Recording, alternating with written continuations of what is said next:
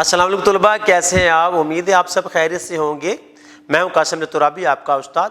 اس سے پہلے ویڈیو میں ہم نے جماعت ہشتم کے سبق نمبر 1 یعنی حمد کا مطالعہ کیا تھا، اور اس میں پڑھا تھا کہ شاعر نے کس کس انداز میں اللہ تعالیٰ کے لطف و عنایات کا ذکر کیا ہے اور بندے کی عاجزی اس کو بیان کیا ہے۔ تو اب ہم اس کی مشق کریں گے، تو آپ نے کتاب اور پینسل اپنے پاس رکھ لیجئے تاکہ ہر سوال کا جواب نوٹ کرتے جائیں اور آپ کی ایک نوٹ بک تیار ہو جائے تاکہ آپ کو یاد کرنے پڑھنے میں آسانی ہو اور امتحان میں کامیاب ہو سکیں۔ تو چلتے ہیں مشق کی طرف۔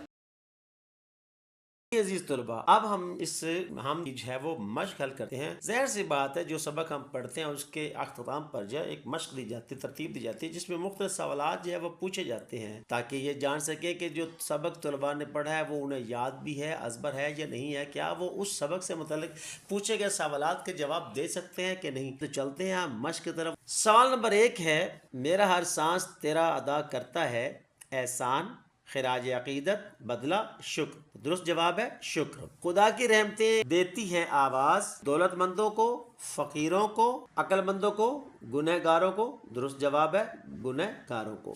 تو جسے چاہے عطا کرتا ہے دولت، عقل، توفیق، حسن۔ درست جواب ہے توفیق۔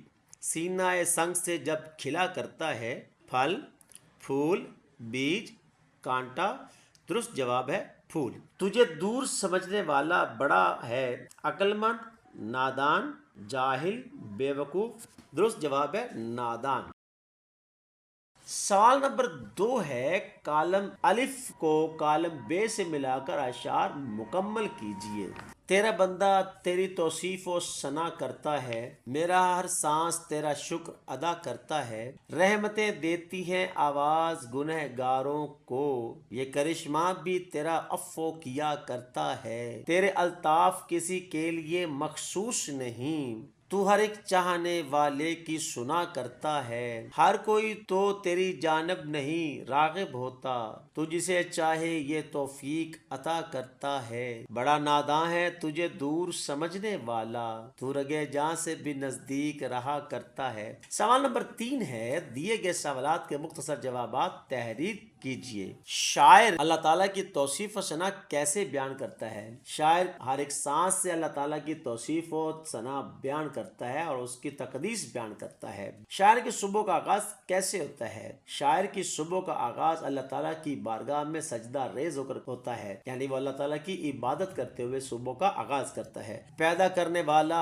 اور فنا کرنے والا کون ہے؟ پیدا کرنے والا اور فنا کرنے والا اللہ تعالیٰ ہی ہے اور اسی کی ذات اس پر قادر ہے۔ کیا اللہ تعالیٰ کا لطف و کرم مخصوص لوگوں کے لیے؟ جواب ہے نہیں، اللہ تعالیٰ کا لطف و کرم محض کسی خاص قوم یا فرد کے لیے نہیں بلکہ تمام مخلوقات کے لیے اور موجودات کائنات کے لیے ہے۔ جو اللہ تعالیٰ کے کہنے کے مطابق چلتا ہے اسے کیا فائدہ حاصل ہوتا ہے؟ جو اللہ تعالیٰ کے احکام کے مطابق زندگی بسر کرتا ہے، منزل کی راہیں اس کا خیر مقدم کرتی ہیں اور اس کے بڑھ کر قدم چومتی ہیں۔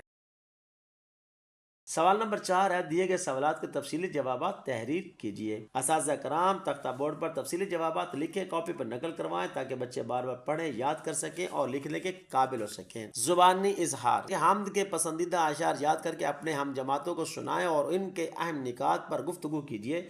نیز کسی اور شاعر کی حمد درست تلفظ، روانی اور اتار چڑھاؤ کے ساتھ کمرہ جماعت میں اس طرح پیش کیجئے کہ اشعار کا مفہوم واضح ہو جائے۔ اساتذہ کرام طلباء کی اس میں معاونت فرمائیں تاکہ وہ نظم کو پڑھ سکیں، تلاش کر سکیں اور اپنے ذوق کے مطابق نظم وہ تیار کر کے کلاس میں سنائیں۔ لفظوں کا کھیل، دیے گئے الفاظ کے جملے بنائیے۔ رحمتیں، کرشمہ، فنا، خیر مقدم، راغب، گیت گانا۔ اساتذہ کرام ان الفاظ کو جملوں میں استعمال کریں، تختہ بورڈ پر لکھیں اور کاپی پہ نقل کروائیں تاکہ بچے بار بار پڑھیں، یاد کریں اور ان میں لکھنے کا فن اور صلاحیت پیدا ہو اور امتحانات میں لکھ کر اچھے نمبر حاصل کرنے کے قابل ہو سکیں۔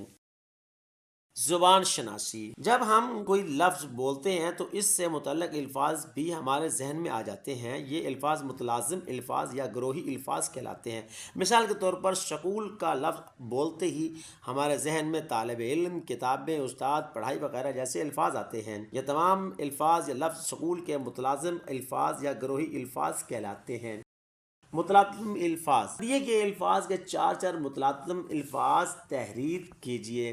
اساتذہ کرام ان الفاظ کے متلاطم الفاظ جو ہیں وہ تختہ بورڈ پر لکھیں تاکہ بچوں کو پتہ چلے، سمجھ آ جائے کہ ان کے متلاطم الفاظ کیا ہوتے ہیں اور ان کے مناسبت سے الفاظ کیا کیا آ رہے ہیں، اور وہ لکھ سکیں اور بار بار یاد کریں اور دیگر الفاظ لکھنے کے قابل سکیں۔ مثال کے طور پر جیسے کعبہ، کعبے کا لفظ آتے ہی ہمارے ذہن میں حرم، خانہ خدا، طواف اور قبلہ کا الفاظ وہ آ جاتے ہیں۔ اسی طرح عبادت کا جب لفظ آتا ہے تو نماز، دعا، روزہ، تسبیح وغیرہ، گلشن آ جائے، باغ، پھول، بہار، خوشبو وغیرہ، گھر، مکان، آشیانہ، خاندان، سکون وغیرہ۔ برسات کا لفظ آئے تو بارش، بادل، موسم اور فوار جیسے الفاظ ہمارے ذہن میں گونجنے لگ جاتے ہیں۔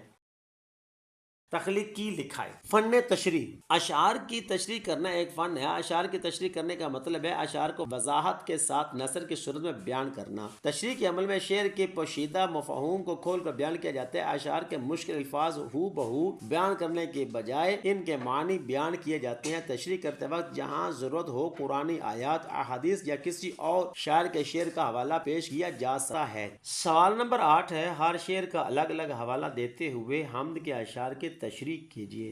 اساتذہ کرام حمد کے اشعار کی تختہ بورڈ پر تشریح کریں اور ایک ایک حوالے کا شعر لکھیں اور کاپی پر نقل کروائیں تاکہ بچوں کو سمجھ آئے کہ حوالے کا شعر کیسے دیا جاتا ہے اور تشریح کس طرح کی جاتی ہے، ان میں فن تشریح بھی جو ہے وہ پیدا ہو جائے اور لکھنے کے قابل ہو سکیں۔ سوال نمبر 9 ہے کہ دی گئی حمد کا مرکزی خیال اپنی کاپی میں تحریر کیجیے۔ اساتذہ کرام اس کا مرکزی خیال تختہ بورڈ پر لکھیں اور نقل کروائیں تاکہ بچے بار بار پڑھیں اور لکھنے کے قابل ہو سکیں۔ جی عزیز طلباء، امید ہے آپ نے ہر سوال کو بڑے توجہ کے ساتھ اور بڑے دھیان سے حل کر لیا ہوگا، کوئی سوال رہ نہیں گیا ہوگا اور آپ کی بہترین جو ہے نوٹ بک تیار ہوگی، آپ کو یاد کرنے میں بھی آسانی ہوگی اور پڑھتے ہوئے کوئی پریشانی نہیں ہوگی اور آپ امتحانات میں اچھے نمبر بھی حاصل کر سکیں، کامیاب ہو جائیں گے۔ اب ہم ملیں گے اس کے بعد ایک نئی ویڈیو میں ایک نئے چیپٹر کے ساتھ، سبق کے ساتھ۔ تب تک کے لیے اپنا ڈھیروں خیال رکھیے، اجازت دیجیے، اللہ حافظ۔